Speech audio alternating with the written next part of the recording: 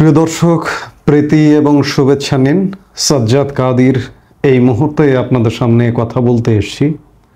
কি গুরুতর ঘটনা ঘটতে যাচ্ছে সেনাবাহিনীতে, এই প্রসঙ্গটা নিয়ে কথা বলবো। ক্যান্টনমেন্টে বা আমাদের সেনানিবাসে কিছু একটা যে ঘটছে, বেশ কিছুদিন ধরেই নানা মহলে কানাঘোষা চলছে বা শোনা যাচ্ছে।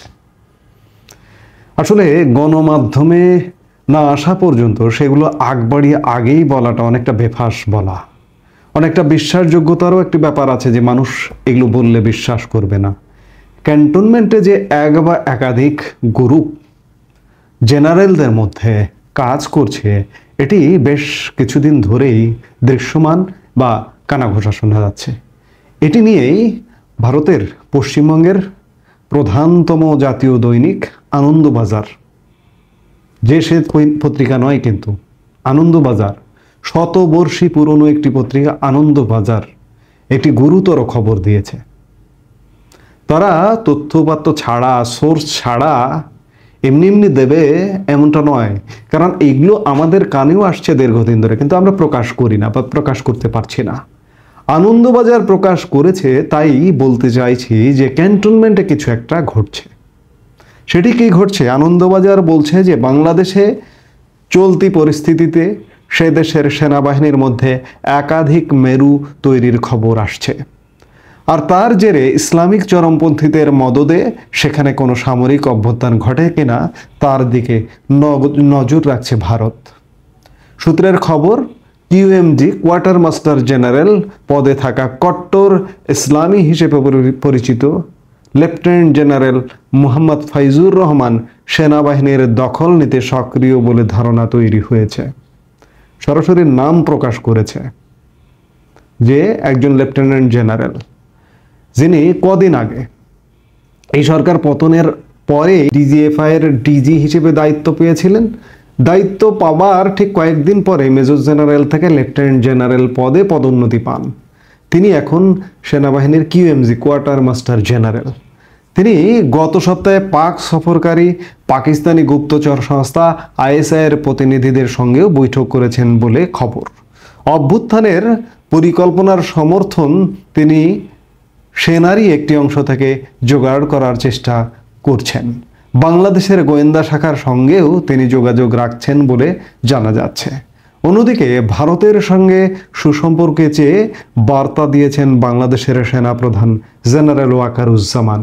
তিনি এবছরের শুরুতে তার সাক্ষাৎকার প্রথম আলোয় বছরের প্রথম দিন প্রকাশ হয়েছিল। সেই সাক্ষাৎকারে তিনি ভারতের সাথে সুসম্পর্কের কথা বলেছিলেন। ভারতের সেনার প্রধান জেনারেল উপেন্দ্র দ্বিবেদীও সম্প্রতি জানিয়েছেন ঢাকার সঙ্গে নয়াদিল্লির চমৎকার সামরিক সম্পর্ক রয়েছে। সে দেশের রাজনৈতিক পরিস্থিতিতে সামরিক বাহিনী এবং নেতৃত্বের গুরুত্ব এখন যথেষ্ট, যা জানে সাউথ ব্লক। তাই সতর্কতার সঙ্গে এই বিষয়টির দিকে নজর রাখা হয়েছে। কূটনৈতিক মহলের খবর, এই মুহূর্তে দেশের ভেতরে বেশ কিছুটা চাপে রয়েছেন সেনাপ্রধান।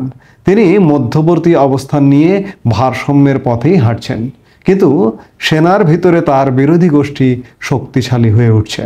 কূটনৈতিক সূত্রের খবর, লেফটেন্যান্ট জেনারেল মোহাম্মদ ফাইজুর রহমান জামায়াতে ইসলামের কট্টর সমর্থক বলে পরিচিত। জামায়াতপন্থী অফিসার এবং সেনাদের অনেক সময়ই পাশে থেকেছেন। পাকিস্তানের আইএসআই এর মধ্যেও তার মিত্র রয়েছে বলে খবর। বাংলাদেশের ভারতীয় দূতাবাসে প্রজাতন্ত্র দিবস, গত 26শে জানুয়ারি যে প্রজাতন্ত্র দিবস অনুষ্ঠান ভারতীয় দূতাবাস বাংলাদেশে করে, সেখানে এই ফাইজুর রহমানকে ভারতীয় দূতাবাস ডাকেনি। অর্থাৎ জেনারেল ওয়াকার মধ্যপন্থা অবলম্বন করছেন। জেনারেল ওয়াকারকে আসলে অনেকেই ভুল বুঝেছেন বা তাকেই ভিলেন ভাবছেন, তাকেই মীর জাফর ভেবেছেন, কিন্তু জেনারেল ওয়াকারুজ্জামান আসলে সেনাবাহিনীর মধ্যে নানা রকম চাপের মধ্যে আছেন। আমি একটি ভিডিওতেও কথা কিন্তু বলেছি। সেই জায়গায় জেনারেল ওয়াকারুজ্জামানের অফিসে, তার দপ্তরে এখনো পর্যন্ত বঙ্গবন্ধুর প্রতিকৃতি শোভা পাচ্ছে। আমি একটি ভিডিওতে কথা বলেছি। সেই জায়গায় এই যে জামাতপন্থী কিউএমজি কোয়ার্টার মাস্টার জেনারেল সরাসরি আনন্দবাজার, এগুলো আমার কথা না, আমি কি কানে শুনেছি, কি তথ্য পেয়েছি সেগুলো বাদ যাক।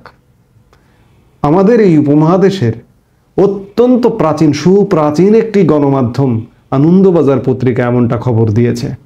তাদের সোর্স দিয়ে এই খবর পেয়ে খবরটা দিয়েছে।